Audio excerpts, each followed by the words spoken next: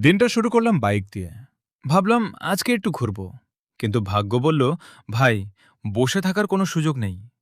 সামনে একটা ওয়াগনার দেখে মনে হলো গাড়িটা আমাকে দেখছে নাকি আমি গাড়িটাকে দেখছি। তারপর শুরু হলো আসল তদন্ত। ডোর ঠিক আছে? হ্যাঁ।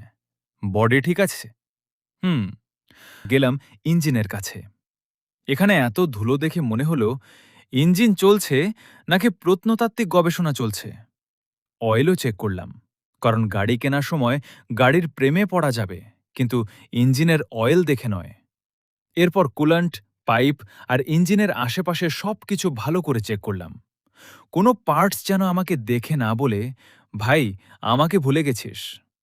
তারপর এলো টায়ারের পালা।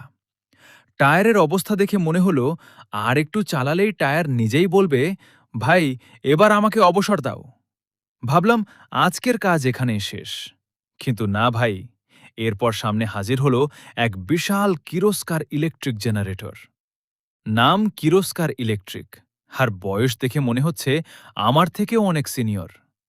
নেমপ্লেট দেখে বুঝলাম এটা ২০ কেভিএ জেনারেটর। মানে এটা শুধু জেনারেটর না ভাই, বিদ্যুতের পুরো দায়িত্ব নিজের কাঁধে নিয়ে বসে আছে। তারপর কন্ট্রোল প্যানেল চেক করতে গেলাম।